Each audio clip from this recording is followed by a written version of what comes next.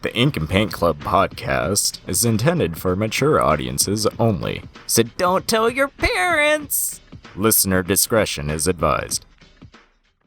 Oh no, I want him to fucking deal with it. No, come on. Be nice to JD. What has he done for me lately? I don't know. Tucked you in and gave you a kiss on the forehead?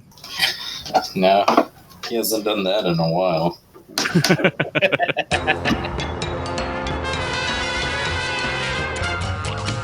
You're listening to the Ink and Paint Club podcast, your weekly home for animation reviews and discussions. Hey everybody, this is the Ink and Paint Club podcast. Unfortunately, JD wasn't able to make it to this or the next episode, but my name's Matt. I'm going to be your master of ceremonies for the next couple of episodes. With us is our friend Kyle. Yo, 0 out of 10, Matt. Oh. I'm trying my best. Damn it. So it's me and Kyle and our special guest for these next couple episodes. It's our friend Aiden. Hey, what's up? Now, Aiden, I don't think you've been on an episode since September, right? The last one you were on was Teen Titans versus Teen Titans Go. Yep, I haven't been on the podcast for a hot minute. I think that episode happened just before I joined full time, and so that was how I knew, because I was like, I couldn't remember if you've been on an episode since I've been on like every episode since then. Yeah. Oh, but anyway, it's good to have you back. Thank you for filling the JD-sized hole in our podcast for the next couple episodes. Let me just kind of get into this sort of JD chair here. All right, cool. It's kind of comfy. I'm sure JD won't mind you sitting in his JD chair. Nah, I'm sure he's gonna be all right with that. If anyone's next in line, it's gonna be me. Anyway, so for tonight's episode, we are going to be talking about the We Bare Bears movie, or I guess it's as it's officially titled, We Bare Bears the movie. Now, I don't believe you guys have talked about We Bare Bears on the podcast before, right, Kyle? Nope. Right, and I think that was just kind of we saw that they were coming out with a movie, and there was like this one hole in the schedule that was empty, and it was like, oh, well, we can fit that right in. So we haven't talked about it on the show before. The movie does function as sort of a series finale for the show. So Is it a series finale? That's what I read. I don't think that there's going to be any more episodes after this, but as far as I'm aware, there's going to be a sequel series or like a spin-off series. Huh. That's like just about the when they're little, like the baby bears, I think. Oh yeah. I mean, to be fair, it would make sense if this was the series finale. It does have sort of a series finale type vibe to it. I don't know what the word I'm supposed to use is. Yeah, no, I mean, I get what you mean. It does have that sort of vibe to it. So yeah, we were talking a bit before the show, and me and Aiden were kind of like in a similar spot. We kind of followed We Bare Bears for like a little bit, and then like sort of dropped off. Just because, it's one of those sort of like just slice of life shows. It's decently entertaining for what it is. It's seemed relatively harmless, but nothing really to write home about. I guess it's like stupid popular over in Asia and stuff, though. From what I've read. Apparently, We Bare Bears is really, really popular in South Korea, which I think makes sense. They had like a whole K-pop episode. I think there was an episode where they were in Korea and stuff like that. So it kind of makes sense, but like it is just like weirdly really popular in South Korea and I guess other parts of Asia too. Yeah, so I'm kind of wondering like the juxtaposition of like how it performs over there and how it is over here in the States, because I feel like I never really seen anybody talk about it like on Twitter or like Tumblr or anywhere else. But I always just hear about how popular it is over there. So The only people I've seen talking about the show are the people that work on it. Oh. Well, I mean, it's like I said, it's a decently entertaining show. So I mean, they should be proud of the work that they're putting in. It's not like a bad show by any means. Yeah, like it's a pretty all right little. It's a comfy show, is the thing. Yeah, there you go. Well, my thoughts on the show as a whole is that I've been watching it on Netflix as like something to put on while I do art, and it's like I can't watch a lot of episodes because it's wholesome to the point of being boring. I And get I you. can't Yeah, I kind of feel the same way. I can't like blow through a whole season of it. It's just I don't know. It's not bad in a sense, but it's just it doesn't have the same impact as like other stuff. In a weird way, We Bare Bears almost just kind of feels like time slot filler. But in a weird way, it also kind of ends up being really popular. So, I guess it works out in the end. Popular enough to warrant its own movie, apparently. So, because that's what we're talking about today. Yeah, so I just, like how I typically do, I kind of just do like a quick little scrub through the wiki article and like IMDb's, just production credits and stuff. The movie was written, executive produced, and directed by the series creator Daniel Chong. First time directing, so that's pretty cool. I don't believe he actually directed any episodes of the show. I think he did write episodes and did storyboards. What I didn't know about him was that just before We Bare Bears, he pretty much predominantly did storyboards for Pixar movies, or he did stuff for other non-Pixar movies, but I think most of the stuff he did is Pixar.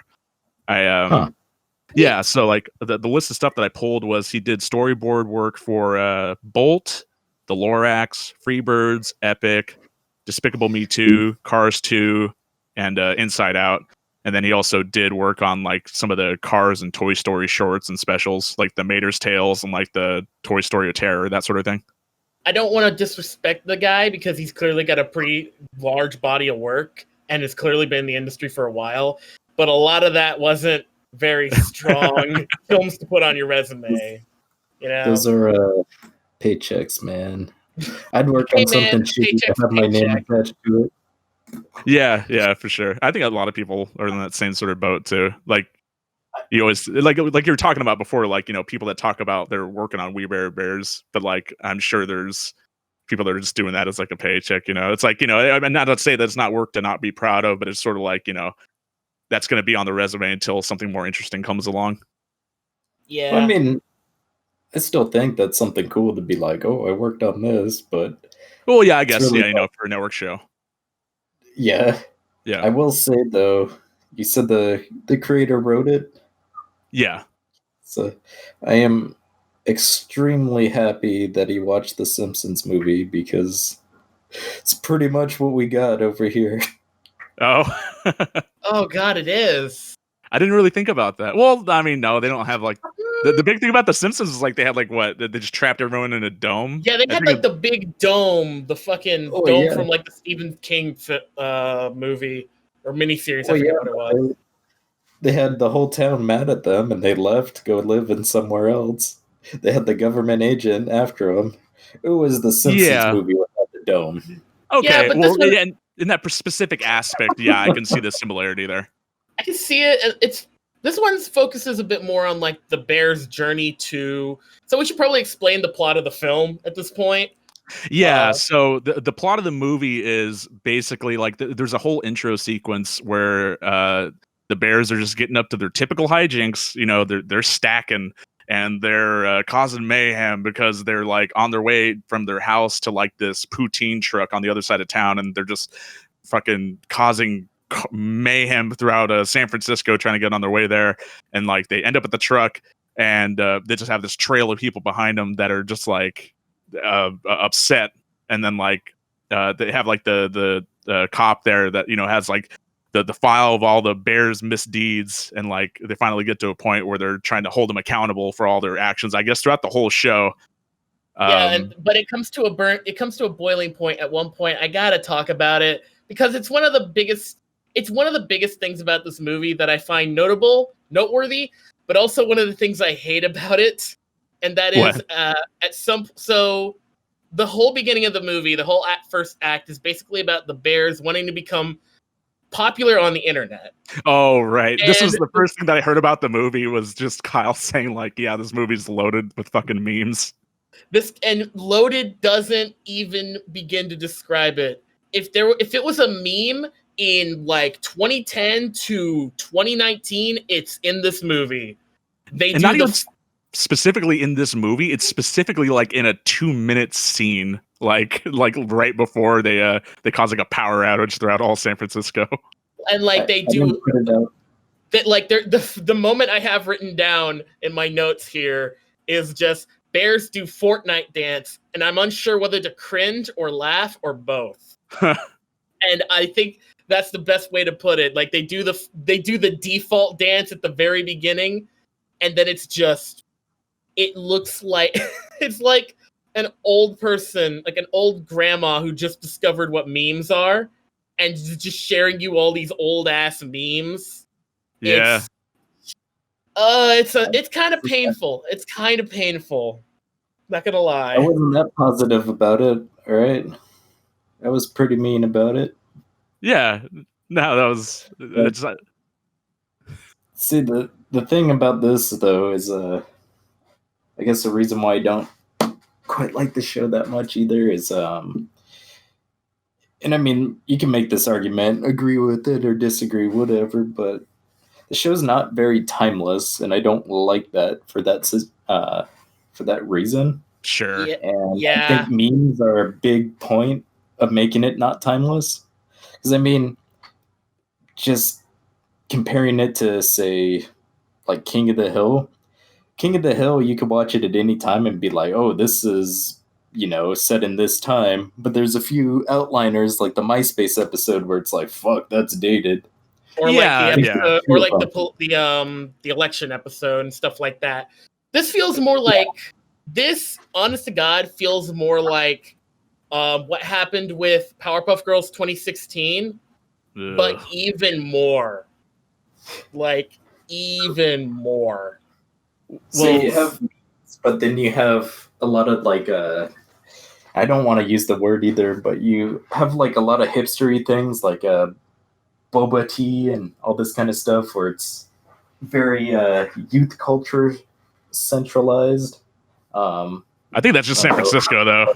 That is just kind of San Francisco, from what I've heard. I mean, there's boba tea out here. It's not really. No, I get what you mean. Like, yeah, it's definitely not timeless. And you know what? I mean, that's fine. Not every show needs to set out to be like a timeless thing. Sometimes you can just have something be like a time capsule of like the period that it was created in.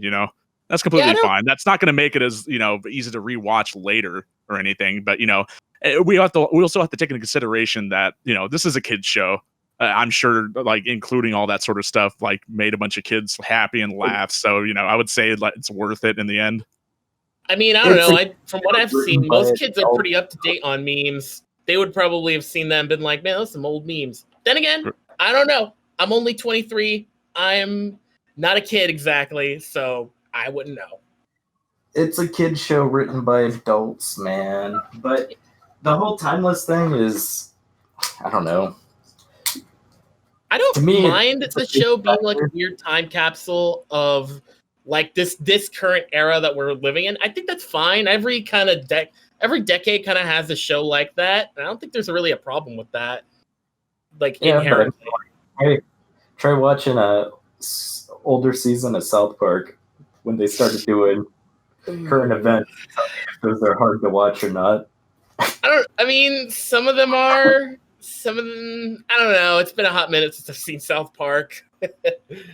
But back on We Bare Bears. So, well, okay. Yeah. So actually, this was a question I had for Kyle because you've been watching the actual series. Like, is it just this movie that's like loaded with like all these memes, or do they kind of like permeate here and there, like in the episodes that you've seen? So, I don't know. I really do feel like how I said this is just. It's a kid's cartoon made by adults, and I'm sure that board artists and writers, all this stuff, they just do stuff whatever makes them laugh. Yeah. So I think in a few episodes they do reference other stuff. I mean, there was a episode where they were talking about like Pizza Rat, and that was like a big thing in there. Then I think Nom Nom had a show where he had a bunch of internet stars, and then right. Well, like Pizza Rat shows up again in this movie too. Yeah, exactly. Yeah, it's just, have these characters that are like, oh, this is a character that's based on a meme or something like that. They're all characters based on like memes and viral videos that people shared a lot. I know probably there's a lot of there's just a lot of memes. That's all I gotta really say much about it. The one cameo the one reference I did kind of catch and was like, oh, that's cute. Was so eventually they run away. So we should probably point out that as the plot goes on, they're the main bad guy. I forget his name. Oh yeah, his name is Trout. His name's Trout. This like crazed, not bear hunter, but like wildlife keeper dude. He convinces the town that all the bears are bad, nature's bad. We gotta lock up the bears. Yeah. And the bears eventually get help from Charlie, the Bigfoot guy, who I always remember him because he's voiced by the same guy who plays Earl from My Name is Earl. Right, Jason Lee, right? Jason Lee, great guy. So yeah, they do that, and then they take the van that they escaped in, the police van. They spruce it up to be like a hippie van, and while they're driving down, there's a small cameo where the Mystery Machine from Scooby-Doo runs them over, and they go careening off the cliff. That was such a weird, that took me right out of it because I had to rewind. I was like, is that the fucking Mystery Machine? What the hell is that doing there? Because that's the only thing like that in this movie as far as like an overt reference to like another cartoon. I don't remember seeing anything else like that. I mean, I didn't mind it. I thought it was a cute little reference. I didn't mind it either. I just thought like it was just jarring is the thing. Yeah, it just kind of came out of nowhere. Yeah, it was really weird. But yeah. The whole plot of the movie primarily is about the bears trying to escape to Canada. That's the whole idea, and most of the movie is just kind of like, I would describe it as like a road trip movie or like mixed with like an escape movie, kind of like what's a good example? I was gonna like compare the tone and like kind of the way it was layered to the Ed, and Eddie's Big Picture Show. Yeah. It has like a bunch of like little scenes, like it has like scenes basically tied together with the overall theme of them trying to escape to Canada. Yeah, okay, that is the best way to sum it up. Yeah, it's very much like the Ed and Eddie movie where they're just trying to like go and escape somewhere, get as far away from the people they've pissed off as possible, and they go to Canada because there's also a weird kind of central kind of. Not a plot point, but more of a theme of the movie, which is the bears not kind of being out of place in human society, which I don't know. Is that really a central part of the show? It might have been, but from what I remember I don't remember it being all about like, oh, these bears are just weird bears in human society. Yeah, that was actually something I was going to bring up too, because I couldn't remember from the episodes that I've seen, but they're like the only bears on the show proper, right? I mean, can you attest to that, Kyle? Have you noticed if there was any other bears at all, or is it just them? It's just them and Nom Nom, if you can count him as a bear. That's a marsupial, right? Yeah. Okay. Koalas aren't bears, though. They got bear in their name. Koala bear. Yeah. Okay, fair enough. Just like starfish or fish. Yeah, exactly. Anyways, so the problem I do have with this though is that you have these bears and they kind of just talk like people, whatever, but there's no real point for them to be bears. They act like normal people. It's kind of like the same thing with regular show though too, because they don't really like a lot of the characters they had on that show just act like regular humans. There's really no point to having like them be like a big bird or a raccoon or a gumball machine or like a yeti for any other purpose than it's funny to see like weird shit happen to them. You know what I mean? Like the same sort of like idea. It adds nothing to them. Well, I mean, I would say that it adds more just like I don't know. It's probably a lot more interesting to work on a show that isn't just have like that's the thing, like because Close Enough is coming up, and it just seems like it's going to be more of sort of like regular show-esque like plots and stuff. But it's like from what we've seen, it seems to be mostly it's like humans. It's not like as fantastical as regular shows in regards to what kind of characters they have as like the main cast. It's mainly just like mom and a dad and a kid and like, you know, their neighbors and that sort of thing. I've only So I seen would say like yeah. if we're just going off of designs and like if you put regular show next to Close Enough and you told me they're the same type of show, I think I would want to watch regular show over Close Enough just because, you know, oh, okay, even if it's the same sort of plots, like, you know, at least the character designs like, oh no, hey, that's a big bird and like a lollipop man and they're like getting into fucking hijinks, you know what I mean? Yeah, I get what you mean. I guess. Um, No, but that's the weird thing is that they're kind of the only talking animal on the show, and then Aside you from have all Non-Non. these meme animals. Yeah, and then you have all these meme animals, and they're like talking, but then you go into the quote unquote Japanese internment camp, and then they have a bunch of bears. God. They right. only So speak bear I thought language. I thought I remembered you mentioning that like when you were watching it. But I think you read like an interview or something where there was talking about. I think Daniel Chong was saying how the plot was kind of supposed to be an allegory for like that sort of thing. Yeah, I don't it's know just- that necessarily works so well, just because they kind of go over like it's not that they're bears; it's that everything that they've done has like in turned San Francisco like upside down more than once. Like, Yeah, this Yeah. is less about them being bears and more about them just kind of not being reprimanded for the stuff they did. Act 1 and Act 3 just kind of exist on two polar opposites of the same movie. It feel like the third act in total, where they're in the bear internment camps, and I can't believe that's a thing I'm saying. yeah, It just, I don't know. It feels really disconnected from the earlier act where, you know, from the show as a whole, but, you know, it makes sense. It's a movie. It's got to be a little more serious. But even then, it's just, and like, this is the one time we see more bears.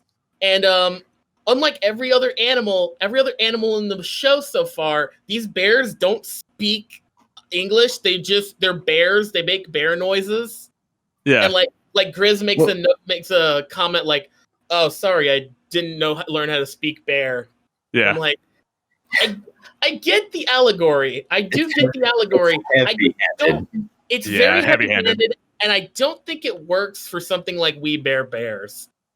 You know, No. I think it's such a weird, especially it's such a weird tonal shift from the rest of the film. Yeah. Like, But how did you, that's like the two things I want to talk about is like they live in the forest and they have the ranger lady, whatever. But Yeah. all the forest animals are all forest animals. Like they don't have personality or anything. They're fucking animals. Yeah. So it's just weird like that. And then you have all those meme animals. They speak perfect English and all this, which is just But Yeah. then, So I thought someone that was a little bizarre was when they initially introduced that that scene with all the meme animals. I didn't think it was going to be because they were meme animals, because they kind of made a big deal about like when they were outside of that the whatever the hell it was, like the round tree, and like the cow came up behind them and just like started talking. I was like, oh shit, okay, they've like run into more talking animals. I'm wondering if this is like the first time they've done that. And it was like, oh no, these are all like animals that are like famous in memes and stuff. And I was like, oh, yeah, okay. yeah. yeah, But then, no, like it's just a really weird. I don't really get it. On top of that, it's so. I know all throughout the movie we see like bits of Grizz having like a dream of it's how they met basically. And I want to say this: the beginning of the film, which is like the beginning of Grizz's dream, where like little baby Grizz is walking through the fields and he comes to the train tracks. I just want to say that I absolutely. One thing I will say about this movie that I adore is I do like its art and the backgrounds of that scene in particular. I really enjoy that. Like, I don't know, it's just got a real warm kind of vibe. You could definitely tell like that they had like a movie, but or like not like a movie budget, but like they had probably like a season's budget to do on this movie. Because from what I remember seeing in the show proper, like just in comparison, it's like watching it was like watching the Steven Universe movie, or like watching the new Adventure Time special, which we're going to cover on the episode after this. You could definitely tell like, you know, how much the art's improved over the course of the series lifespan. and you can definitely tell like certain sequences in the movie. Like, I mean, the whole movie in general, like I would say, is more or less animated like the show, but like there's certain sequences in there, like specifically the one that I had written down here in my notes was the nightmare scene that Grizz had with like where Trout is the train, and then like Grizz has like all the baby pandas and ice bears on him, and like it's doing this whole. Like that was a really cool sequence. I really dug how that one was like kind of how the shots were laid out and how it was animated and stuff. That one's probably one of my favorite scenes in the whole movie, to be honest. That and the scene where they're being chased by Trout and the bear SWAT team through the industrial zone. They have like the lava cannon and like they're shooting it. Yeah, that was pretty cool. That was a fun little scene. Yeah. So someone on the Discord had brought up that the main bad guy didn't have too much motivation, and I definitely agree. It's just kind of bad guy to be bad guy. Yeah. There's not much to him. It's I don't know. Usually you like to have some motivation behind stuff. You like to have a drive, all this kind of stuff for characters, and this was just, here, we need a bad guy. But another thing, and I don't know, I don't want to really get into this, but I feel like it needs to be brought up. What? I've noticed a lot of the bad guys in this show, or at least the bad people, have ended up being straight white males. I don't know if that's... I thought you were gonna... Well, and also they were all cops, so... Well, no, I'm saying throughout the whole series, where they have an antagonist or something, it always ends up being a white guy, and I'm like, I don't know if that's on the nose too, like that. Right. I mean, I don't think it's the most on the nose thing about this movie. Again, there is the whole third act. Yeah. I don't know. Like, I will say the way it ends is pretty nice. So, is there if we can get into the ending? Right? Yeah. Okay. Well, so yeah, the whole ending sequence is actually, when we're talking about shots that we liked in the movie. That whole ending sequence where they're like having to stack every single bear in the camp to like reach the helicopter, and like they're flying away with like the whole chain of bears just like kind of dangling from the plane. It's pretty funny. So I really do like how the thing I know most about We Bare Bears is they're bears and they stack on top of each other. And seeing them do that to basically save all of the bears in the bear cages that was a really nice little touch. And also the forest fire going around them, it's just all the shots. Yeah, you could, like you said, Matt, you could tell this had like a season's budget for one movie. It's pretty good. It's pretty good looking. Yeah. I almost forgot to mention. So the whole point of the movie is they're trying to go to Canada, and at some point they make it. They like get to the border of Canada, and they don't have their passport. And they don't have their passport. It's like, why do we need passports? We're bears. Well, you do need to do it into Canada. I was like, I kind of saw that one coming from like a mile away too. That kind of telegraphed that one. I had that feeling too, because it was one of those things of like, wait, there's still like 15 minutes left in this movie. This can't be the ending. Yeah. I did have a thought during that sequence with the fire and everything. I was just thinking, like, because I knew going into this, like, oh, this is like the series finale. There's not going to be any more show after this. And I was like, man, they should have just had the bears just maul Trout to death. Like, what did they have to lose? Like, they were going to get their show canceled. That would have been the last thing anyway. They should have just had the bears just turn into bears and just maul them, and just realistic gore and noises. And like, it would have been it would have had the whole show have been worth it. Like, it would have been awesome, but then you can't have the allegory of Japanese people going and I don't know, I can't think of the word, but blending in with all the San Francisco people, since that was the whole allegory. Right, yeah. They look like the bad guys. Yeah, I know. But still, I just thought, you always have those thoughts where like you just like want like one scene like in this kid's show to just be like unnecessarily like out of character for the show, just to be that way because it'd be But funny. that's the whole thing with the original comic. Yeah, that's right. I totally forgot about that because in the original comics that the show is based on, they actually are just like they do bear things. Like they do end up like killing a couple people, don't they? Hang I on, think what? so. They smack a girl to death. That's what it was. At least that's what it seems like. Yeah. I never read the original comics. What the hell? Yeah. So it used to be like just a little web comic that Daniel Chong did before the show got picked up. Yeah, from what I remembered, I specifically remembered something like that. But yeah, that's hilarious. That like it was kind of like maybe not to the same degree, but like I'm thinking like somebody saw that comic of the girl accidentally getting mauled by the bear and like, I'm gonna give this dude a show. And I was thinking like in the same respect, I was thinking like of the time when some Nickelodeon producer out there read a fucking Jonan Vasquez comic by the name of Squee and decided I want that guy to have his own kids show, and we got Invader Zim out of it. Hey man, Yeah. it works. It does work.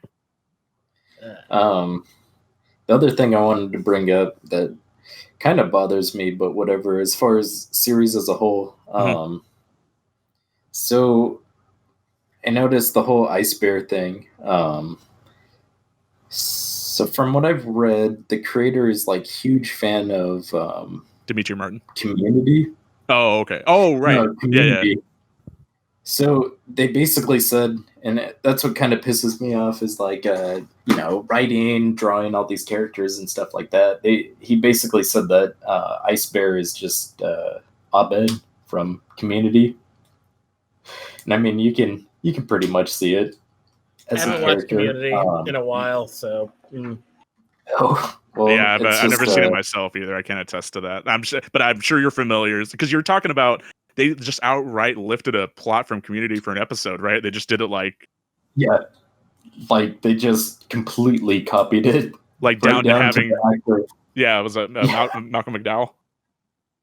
That's the thing that kind of bothers me about the show is that like having references and humor and stuff like that, that's great, but you can't fully rely on references as humor. Yeah. Like, Yeah. you can do stuff and make references and be cute and stuff, but when you fully rely on that, it's kind of crappy.